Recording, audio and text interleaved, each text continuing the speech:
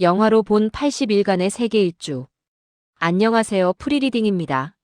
오늘은 영화 80일간의 세계 일주를 통해 줄 베른의 위대한 상상력이 어떻게 스크린 위에 펼쳐졌는지, 그리고 원작과 영화가 지닌 독창성과 새로운 해석의 의미는 무엇인지 살펴보겠습니다. 문명과 기술의 발전이 인류의 삶에 지대한 영향을 미치던 19세기 후반, 줄 베른은 과학적 상상력과 모험 정신이 결합된 수많은 명작을 통해 시대를 앞서가는 통찰을 보여주었습니다. 그 중에서도 80일간의 세계 일주는 현대인에게도 여전히 깊은 영감을 주는 작품으로 남아 있습니다. 이 작품은 단순히 흥미로운 모험 소설을 넘어 당시 유럽의 세계관과 기술 혁신, 그리고 동양 문화에 대한 서구적 시각까지 담아내며 다층적인 의미를 제공합니다. 먼저 영화의 기본적인 정보부터 살펴보겠습니다. 영화 80일간의 세계 일주는 여러 차례 영상화되었으나 그 중에서도 가장 대중적으로 알려진 작품은 1956년에 개봉한 마이클 앤더슨 감독의 영화입니다. 이 작품은 당시로서는 파격적인 600만 달러라는 막대한 제작비를 투입하여 원작 소설의 광대한 스케일을 스크린에 옮기는 데 성공했습니다. 당시 할리우드 영화 제작 환경을 고려했을 때 600만 달러는 천문학적인 금액이었으며, 이는 영화 제작진이 이 프로젝트에 얼마나 큰 공을 들였는지를 짐작하게 합니다. 그 결과 1957년 아카데미 시상식에서 작품상, 각색상, 촬영상, 편집상, 음악상 등 무려 5개 부문을 석권하며 작품성과 흥행성을 동시에 인정받았습니다. 이 영화는 단순히 베른의 소설을 재현하는 것을 넘어 당시 할리우드의 기술력과 예술적 역량을 총집결한 하나의 기념비적인 작품으로 평가받습니다. 특히 방대한 로케이션 촬영과 수많은 엑스트라, 그리고 정교한 세트 제작은 관객들에게 시각적인 경이로움을 선사하며 영화의 몰입도를 극대화했습니다. 전 세계 각지를 배경으로 한 다채로운 풍광과 이국적인 문화를 스크린에 생생하게 담아냄으로써 관객들은 마치 실제로 세계 일주를 하는 듯한 대리 만족감을 느낄 수 있었습니다. 2004년에는 프랭크 코라치 감독이 성룡을 주연으로 한 리메이크작을 선보이기도 했습니다. 이 리메이크작은 1956년작의 명성에 도전하며 1억 달러가 넘는 제작비를 투입하여 새로운 시도를 감행했지만, 원작의 고전적인 매력과 1956년작의 위대한 성취를 뛰어넘지는 못했다는 평가를 받기도 했습니다. 비록 상업적으로는 일정 부분 성공을 거두었으나 평론가들과 대중 모두에게 원작의 깊이와 1956년작의 예술성을 능가하지 못했다는 의견이 지배적이었습니다. 이는 원작이 가진 보편적인 가치와 1956년작이 구축한 독자적인 영화적 미학이 얼마나 견고한지를 역설적으로 보여주는 사례라 할 수 있습니다. 고전이 지닌 힘과 시대를 초월하는 매력을 다시 한번 확인시켜준 셈입니다. 이제 영화의 내용을 좀 더 자세히 들여다보겠습니다. 영화는 1872년 금욕적이고 철두철미한 영국 신사 필리어스 포그 경이 런던의 리폼 클럽에서 80일 만에 세계 일주가 가능하다는 주장을 펼치며 친구들과 2만 파운드의 거액 내기를 하는 것으로 시작됩니다. 이 내기는 단순한 도박이 아니라 당시 대영 제국의 압도적인 기술력과 인프라에 대한 믿음, 그리고 시대의 낙관적인 분위기를 반영하는 것이었습니다. 그의 새로운 하인, 프랑스인 파스파르투와 함께 포그 경은 이 불가능해 보이는 도전을 실행에 옮기기 위해 즉시 런던을 떠납니다. 그들의 여정은 파리, 이집트의 수에즈 운하, 인도의 봄베이와 캘커타, 홍콩, 일본의 요코하마, 미국의 샌프란시스코와 뉴욕을 거쳐 다시 런던으로 돌아오는 경로를 따라 전개됩니다.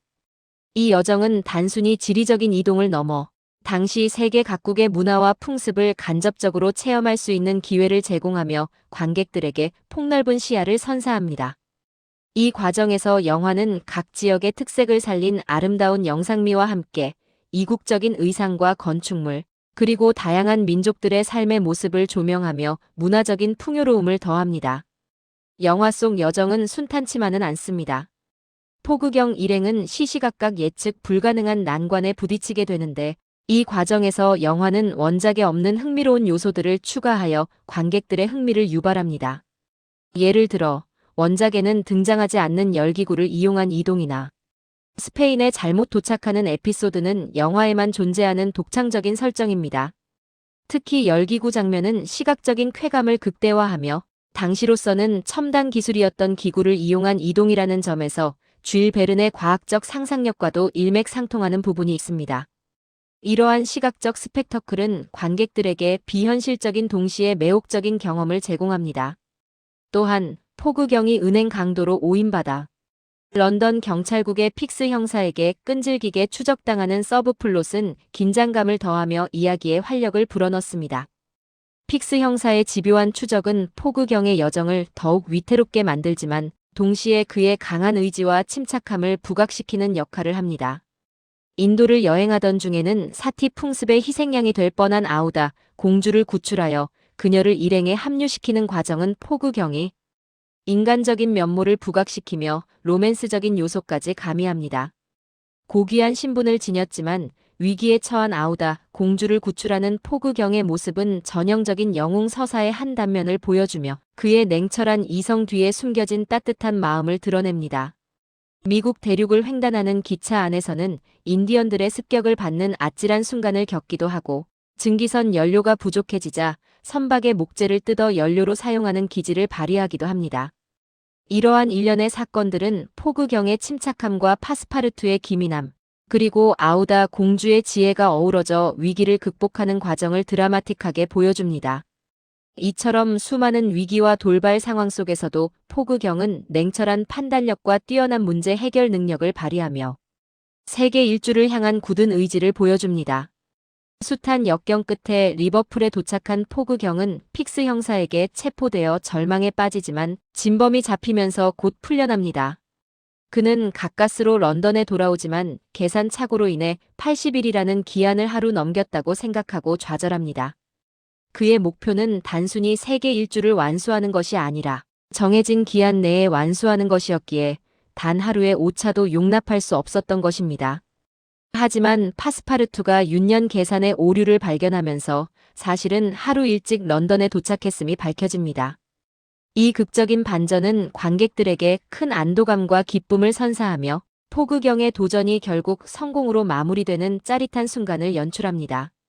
이 순간 포구경은 내기에서 이기는 것은 물론 아우다 공주와의 사랑까지 얻게 되며 진정한 행복을 찾게 됩니다. 이처럼 영화는 원작의 큰 줄기를 유지하면서도 영화적 재미와 스케일을 극대화하기 위한 다양한 각색을 통해 독자적인 매력을 구축했습니다. 그렇다면 원작 소설과 영화는 어떤 차이점을 보이며 영화는 원작에 대해 어떤 새로운 해석과 의미를 부여했을까요? 가장 큰 차이점은 앞서 언급했듯이 1956년 영화가 원작 소설을 기반으로 하되 당시 영화 관객의 취향에 맞춰 오락적인 요소를 대폭 강화했다는 점입니다. 원작에는 없는 열기구 비행이나 스페인 방문 에피소드는 영화가 만들어낸 상상력의 결과물입니다. 이는 쥘 베른의 과학적 상상력을 영상 매체의 시각적 스펙터클로 확장하려는 시도였습니다. 이러한 시도는 쥘 베른이 자신의 소설을 통해 독자들에게 전달하고자 했던 경이로움과 모험심을 영화적으로 재해석하여 더욱 강력하게 전달하는 데 성공했습니다. 2004년 리메이크작의 경우 주인공이 필리어스 포그경이 아닌 하인 파스파르투 성룡 불로 변경되고 성룡 특유의 무술 액션이 가미된 점은 원작의 서사에 현대적인 오락성을 부여하려는 시도로 볼 수 있습니다. 이는 원작의 정신을 유지하면서도 새로운 관객층에게 어필하기 위한 과감한 변화였습니다. 영화는 쥘 베른의 소설이 단순히 흥미로운 모험담을 넘어 당대 과학기술의 발전상과 미래에 대한 예견을 담고 있음을 시각적으로 증명합니다. 19세기 쥘 베른의 소설 속에는 비행기, 잠수함, 텔레비전, 로켓과 같은 현대 문명의 기술들이 이미 예견되어 있었습니다. 이러한 쥘 베른의 선구적인 통찰력은 그를 과학소설의 아버지라 불리게 하는 중요한 이유 중 하나입니다. 영화는 이러한 쥘 베른의 선구적인 시각을 존중하며 영화 시작 부분의 조르주 멜리에스 감독의 1902년작 달색의 여행 푸티지를 삽입하여 쥘 베른의 또 다른 명작인 지구에서 달까지를 영화화한 것임을 명확히 밝힙니다. 이는 쥘 베른의 상상력이 영화라는 새로운 매체를 통해 어떻게 구현될 수 있는지를 보여주는 탁월한 오마주이자 과학적 상상력과 영화, 예술의 결합이 지닌 무한한 가능성을 제시하는 것입니다. 멜리에스의 환상적인 영상과 베른의 상상력이 결합된 이 오프닝 시퀀스는 영화 전체의 분위기를 설정하고 관객들에게 환상적인 모험의 세계로 초대하는 역할을 합니다. 1956년 영화의 또 다른 독창성은 당시 할리우드의 수많은 스타들을 카메오로 출연시켰다는 점입니다. 존 길거드, 피터 로리, 마를렌 디트리히, 프랭크 시나트라, 버스터 키튼 등 40명이 넘는 유명 배우들이 짧지만 강렬한 인상을 남기며 영화의 풍성함을 더했습니다. 이들 각자의 개성과 연기는 영화 곳곳에 유쾌한 활력을 불어넣으며 관객들에게 또 다른 볼거리를 제공했습니다. 이는 단순히 스타 파워를 이용한 흥행 전략을 넘어 당대 영화계의 모든 역량이 이 작품 하나에 집중되었음을 상징적으로 보여주는 것입니다. 유명 배우들의 카메오 출연은 관객들에게 숨은 그림찾기와 같은 재미를 선사하며 영화에 대한 관심과 애정을 더욱 증폭시키는 요소로 작용했습니다. 각 배우들은 자신들의 역할에 충실하며 짧은 등장만으로도 강한 존재감을 드러냈습니다. 이 영화는 단순한 오락 영화를 넘어 당시의 세계관과 기술 수준, 그리고 인류의 끊임없는 탐험 정신을 반영하는 작품으로 이해될 수 있습니다. 쥘 베른이 상상한 80일간의 세계 일주는 당시로서는 불가능에 가까운 도전이었지만 기술의 발전과 인간의 의지가 결합된다면 어떤 목표든 이룰 수 있다는 낙관적인 메시지를 담고 있습니다. 영화는 이러한 원작의 메시지를 시각적으로 확장하고 다양한 문화권의 모습을 스크린에 담아내며 세계 시민으로서의 시각을 제시합니다. 즉, 영화 80일간의 세계 일주는 쥘 베른의 원작이 가진 모험과 상상력의 본질을 충실히 계승하면서도 영화라는 매체의 특성을 최대한 활용하여 새로운 차원의 재미와 의미를 창출해낸 작품이라 할 수 있습니다. 19세기 말 서구 문명의 자부심과 진보에 대한 믿음이 영화 곳곳에 스며들어 있으며 이는 당시 시대 정신을 이해하는 데 중요한 단서를 제공합니다. 결론적으로 영화 80일간의 세계 일주는 쥘 베른의 시대를 초월한 상상력을 스크린 위에 성공적으로 구현한 걸작입니다. 1956년작은 당시 최고의 기술력과 예술적 재능이 집약된 결과물로서 원작의 정신을 존중하면서도 영화적 독창성을 더하여 대중적인 성공과 비평적 찬사를 동시에 얻었습니다. 이 영화는 단순히 한 편의 오락 영화를 넘어 19세기 말 인류의 기술 발전과 세계관을 반영하며 미래에 대한 낙관적인 비전을 제시하는 문화적 유산으로 자리매김했습니다. 쥘 베른의 상상력이 오늘날까지도 수많은 예술가들에게 영감을 주고 있듯이 영화 80일간의 세계 일주 또한 시대를 초월하여 우리의 모험심과 탐구 정신을 자극하는 불멸의 작품으로 기억될 것입니다. 그의 작품은 인류에게 무한한 가능성을 제시하고 끊임없이 새로운 도전을 꿈꾸게 하는 원동력이 되어 왔습니다. 감사합니다.